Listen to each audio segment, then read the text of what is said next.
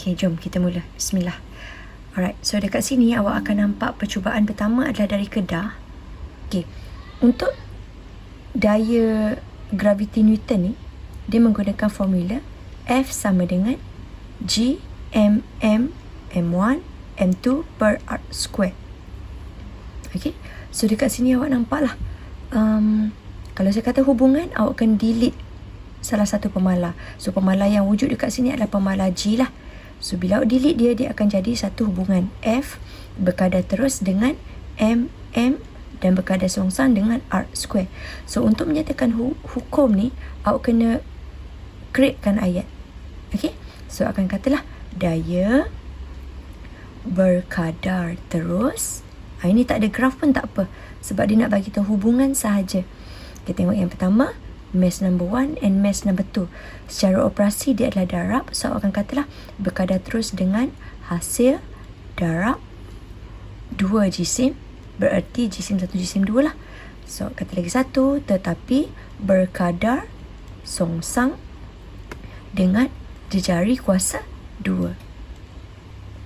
So sekarang dia nak relate antara matahari bumi je lah. Okay, saya admit sekejap. Okay, terus. So jejari given, kalau kata bumi is number 2, so jejari bumi is jejari number 2 lah. Ni nama dia. Ni antara pusat bumi, so katakanlah ni bumi. Ini adalah matahari. So pusat. So pusat ke pusat. So ni adalah awak punya jarak lah. Ni nama dia jarak bumi matahari. This one. Okay, so dah faham maksud, baru awak start. Awak jangan terus start tau. Okay, baru awak tengok, hitungkan daya graviti. So guna formula yang sama, F sama dengan G mm per r square. Okay, tadi kita dah masuk ke gravitian semesta. Ini adalah mass. Hitung jisim. Jisim apa? Jisim roket. So bila dia nak dilancarkan, dia naik ke atas dengan satu daya. Okay, dia ada juga berat. Alright, so dekat sini dia mengalami letupan. Kalau nampak dekat sini, topik momentum semalam masuk balik. So bila masuk balik, bermakna dia mengalami keabadian momentum. Keabadian. Apa maksud cikgu keabadian momentum? Bermakna dia punya laju dia seragam tau. Ke atas sama nilai dengan ke bawah. So bila dia sama nilai, awak kena guna konsep W sama dengan mg. So automatically tugas awak adalah pindah darab jadi bahagi 5 darab 10 kuasa 5 Newton bahagi pecutan graviti. Pecutan graviti sebab dia dalam bumi kan. Roket tu nak di-launch dari bumi. So dia mesti akan bahagi dengan pecutan graviti bumi. Soalan tanya, apa akan berlaku? Apakah perubahan daya graviti jika roket itu 100 km dari permukaan bumi? Ini adalah permukaan bumi. Okay, ni asal. Okay, now kejadian yang kedua adalah roket itu berada di surface lebih tinggi. 100 kilo. So 100 kilo ialah 10 kuasa 3 meter. Betul? Sentiasa jadikan dia unit SI.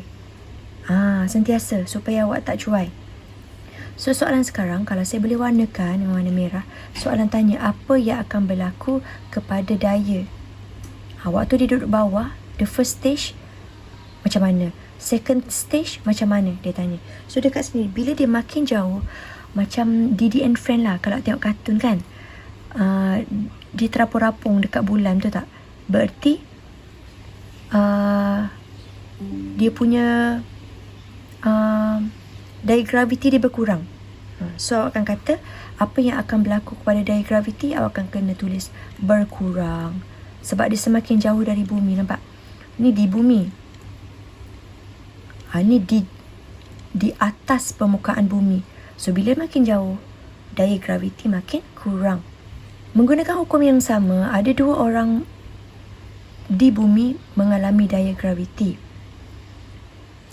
Kenapa dia tidak dirasai dengan menggunakan mass orang ni? Ni mass murid pertama contoh, ini yang kedua. Kenapa M pertama, orang pertama dengan M yang kedua ni tak rasa apa-apa? Daya, kesan daya, tak tertarik dengan tak tertarik. Why? So of course orang ni berapa kg je dia ringan. Kena based on markah. Kalau markah dia 2, pastikan awak tulis 2.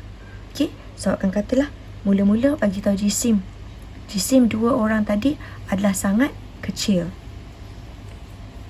Barulah awak kata bahawa jisim efek daya. Jisim yang kecil, dayanya kecil. Betul? Formula kegravitian tadi kan? So akan kata daya memang tak rasa. Kenapa daya tak rasa? Daya sangat kecil.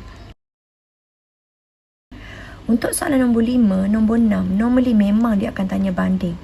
Kita tengok gambar. Satu je. Nampak? Jarak yang pertama, kalau pakai pembaris memang sah-sah awak nampak jarak dia lebih kecil. So, R1 is smaller than R2. This is for jarak. So, akan katalah berjutan graviti. Okay, tengok gambar. Tengok K dengan L siapa jauh nampak? K paling dekat dengan bumi. K paling dekat dengan bumi. Okay, pegang tu dulu Nampak tu? K paling dekat dengan bumi. So, yang K adalah graviti paling dekat dengan bumi, dia paling besar. Paling jauh dengan bumi paling kecil. So, pecutan graviti K lebih besar dari L. Tadi kan graviti sini adalah tinggi, betul? Sebab dia dekat dengan bumi kan? So, automatically kalau awak darabkan dia dengan jisim, kalau graviti dekat K tu tinggi, of course, bila graviti kat K tinggi, berat K pun akan jadi lebih tinggi. Berat kapal angkasa K lebih besar. Okay, ni macam biasa. Hubung kait dia mesti akan dapat semakin makin awak jauh, kurang graviti awak, betul tak? So akan kata, so let's say saya kata this is first item, this is second item. First is jarak, second is pecutan. Saya ready with semakin dulu. Saya ready with semakin dulu. Nampak cara saya tulis? So saya salin balik item jarak ni kat belakang. Item kedua pecutan ni kat belakang. Gitu. Baru saya kaji formula. So bila saya nampak hubungan ni, baru saya tahu salah satu tinggi, salah satu akan jadi rendah. Alright, ni daripada tadi lah. Didaksikan hubungan sama juga semakin. Semakin besar berat. Betul. Awak kena tengok siapa jadi pemalar. Bukan, siapa jadi pemboleh ubah manipulasi dulu. Mesti gravity come first. Pecutan gravity come first. Baru bila darab M, awak akan dapat berat. So awak akan tulislah. Semakin pecutan gravity, semakin gini berat. So since dia berkadar terus, awak tulislah macam awak sebut tadi. Nampak tak? Dia tak tanya berat tau. Dia tanya pecutan gravity. Pecutan graviti is G. Simbol dia G. So, since dia pada kedudukan yang sama, G dia tetap sama. So, dia tidak berubah. Apa maksud hal laju lepas? Hal laju lepas adalah hal laju di mana awak nak reach keluar dari bumi. So, perkataan pertama, awak kena ulang balik perkataan ini. Tapi awak kena define lah. So, dia adalah sejenis hal laju yang minimum. Yang perlu, yang awak perlu untuk awak mengatasi daya graviti. Barulah awak akan kata terlepas ke angkasa, baru dapat markah penuh. Nampak tak dia punya flow cerita? Angkasa. So dekat sini, kalau awak ditanya tentang hal laju lepas mushtari, of course awak kena tengok jisim objek yang sama. Mushtari juga. Ini saya tak nak ajar sebab saya dah bagi tahu formula. Pastikan awak guna formula yang betul. 2 darab G darab M per R. Tekan kalkulator baru set. Okay, your final answer, saya dah ambil skema tadi, is 60.22. Katakanlah ada 10 kuasa dan awak salin lah. Jangan lupa unit hal laju tolak 1. Okay. Next, awak tengok soalan kebat bawah ni. Sama je kebat. Di sini dia kata, kalaulah hal laju roket tu 1, 2, 3, so 10 darab 60 darab 10 kuasa 3. Ni. So awak ada roket. Contoh ni roket awak nak launch roket daripada bumi ni. Lepas tu awak pecukkan dia, tapi dia dapat 60 je. Sedangkan halaju lepas, halaju minimum tu adalah 60.22. Perasan tak nilai halaju roket ni tak sampai? Tak sampai pun nilai halaju lepas. Bolehkah dia terlepas? Siapa boleh reply? Tak boleh. Tak boleh, pandai. So, awak akan kata dia tidak akan terlepas. Okay, what do you think question yang ni? Ada 2 objek je. Ada bumi, ada satelit. Daya memikat. Pandai, nampak? Kalau tengok kat sini pun nampak dah. Why? Ibarat awak tengah pegang tali, awak pusing tali tu kat udara. Tali tu ikat dengan objek. So, objek tu akan berputar. Siapa boleh bagi tahu apa maksud daya memusat? Daya yang tindak ke atas jasad. Okey, lagi. Baru satu markah, sayang. Tengok gambar. Saya pergi ke atas sikit, Awak baru sebut yang ni. Daya yang bertindak ke atas jasad, Mengeliling. dia bergerak dalam bulatan. Jangan sebut ellipse, Ini bukan orbit ellipse. Awak cuma nak bagi tahu dia berpusing secara bulat sahaja. So this is item number 2. Nampak tak saya tulis nombor tu? Berarti jangan terlepas dua-dua point tu. Okay, yang atas ni point pertama. Now I nak elaborate point kedua. Awak akan kata bergerak dalam bulatan, dan awak punya daya tadi mengarah ke pusat. Siapa boleh ingat luas bulatan? Apa formula dia?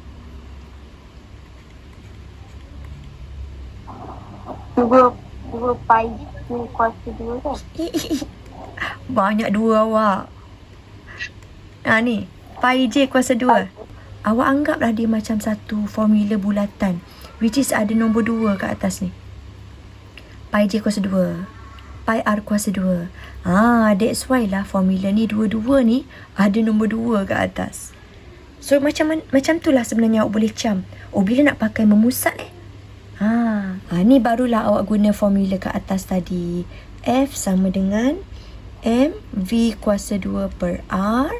Dan sini, ini saya nak awak ganti sendiri. Awak just ganti. So awak akan dapat V square masukkan bahagi R. So your answer for A akan dapat 1 point something. Nanti saya bagi juga macam mana objek yang membulat tadi, yang berpusing, kalau saya letak warna merah, ni objek ni, macam mana dia berpusing dan dia boleh mengekalkan kedudukan dalam orbit ni. Macam kereta api lah. Dia tak terbabas. Apa saya perlu buat dengan halaju? Linear.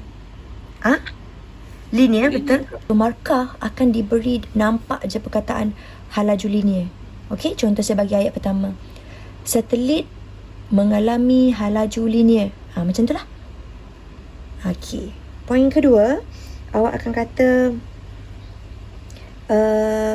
dia mengalami pecutan graviti. Katakanlah satelit tu berada dekat luar bumi, okey, keliling ni. So dia akan mengalami pecutan graviti. So pecutan graviti kita kenal dia sebagai G lah. Dan dia akan bertindak ke atas pusat bumi. F tadi yang kita tengok, bertindak ke arah pusat. Okay, siapa tahu poin tengah tu kenapa saya stop, saya tak tulis lagi? Jatuh bebas. Betul. Jatuh bebas. Bila ada daya graviti, dia akan ada jatuh bebas. Now, kita pergi kepada ini. Siapa nampak soalan Melaka? Dia nak masuk tajuk apa dah ni? Keberapa? 3. Pandai. Betul. Sebab awak nampak ada hubungan T dengan ada hubungan R. Kalau saya nak mengkonfirmkan saya, so nampak kat sini. Apa hubungan R, apa hubungan T. So memang confirm lah Kepler ketiga. Apa Kepler ketiga cakap? Siapa boleh bagi tahu kalau soalan tanya? Berikan definisi Kepler ketiga. Tempoh kuasa 2 berkadar terus dengan jejari kuasa 3. Betul. Okey, jom kita tengok soalan. Saya takkan tulis semua Okey. Soalan pertama, apakah itu jisim? Dia tak tanya maksud Kepler 3, dia tanya jenis.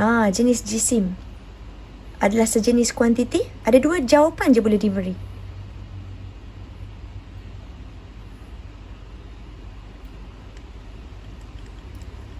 Siapa tahu? Boleh skala pandai. Asas, betul je. Ada yang jawab kod message. Boleh, tak ada masalah. Asas, betul. Awak punya junior ni segan ni nak buka mic ni. Tak apa. Thank you typing dekat message. Dan dekat sini dia hanya relatekan T dan R. So bila T dengan R sahaja yang involve, bererti awak kena ada macam ni. Ibarat manipulated variable, responding variable, fixed variable. Kita nak tengok ni. Bererti lagi satu pemboleh ubah akan jadi fixed. So dekat sini awak punya mass adalah fixed. Okay? Awak tak boleh jadikan banyak benda manipulate tau. Satu je benda manipulate. So awak akan kata jisim bumi dengan jisim Marikh adalah sama. Okay, jejari awak akan tengok gambar tadi. Tengok siapa panjang, siapa pendek. Barulah awak kata semakin bertambah jejari, semakin bertambah tempoh. Bentuk orbit, of course, ellipse. Saya tahu awak pandai. Jangan sebut bulat Bulat tadi yang awak jumpa dekat soalan atas hanyalah sejenis gerakan daya memusat. Hati-hati sebab ada pelajar dia terconfuse. Contoh yang gerakan membulat tadi, yang saya kata dia bergerak tu ke arah pusat, itu hanyalah sejenis gerakan. Tapi kalau dia kata bentuk orbit, memang adalah ellipse. Hukum apa menyatakan dia adalah ellipse? Nampak ni? Hukum apa menyatakan dia adalah ellipse? Adalah Kepler 1. Saya rasa awak dah hafal ni. Ellipse L ni adalah 1. Tu cara nak hafal. Paling mudah lah. Okay, now, apa yang akan terjadi kepada tempoh jika jisim bertambah?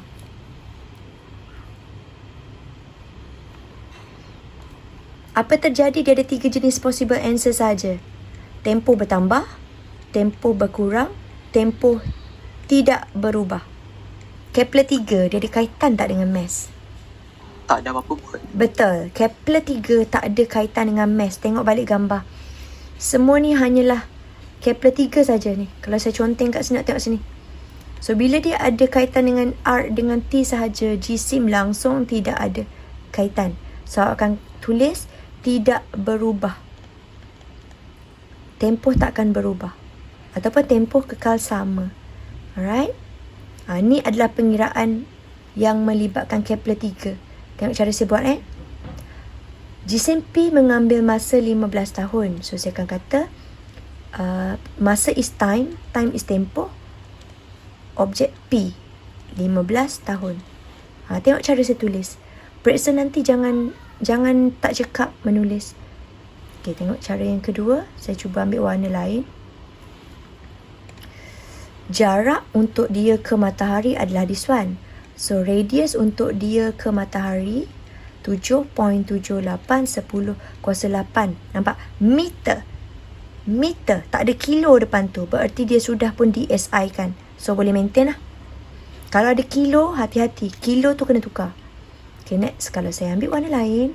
Okay, dia pun kata Q pula. Masa. So, T. 24 tahun. Okay, tengok unit. Tahun, jumpa tahun. So, nanti dia akan potong lah. Betul tak? Awak dah belajar kan? Bila dia duduk macam ni, automatik mati. Okay, terus. Berapakah jarak? So, jarak saya simbolkan radius. So, dia tanya jarak untuk planet Q. Ni kena pandai buat dulu. Masukkan pelan-pelan. Nanti awak akan nampak unit dia tu akan dipotong. Contoh saya nak R duduk depan. Ni saya nak R untuk Q ni duduk depan. So, saya bahagi pindah darab. Saya maintain. Cuba tengok cara saya olah.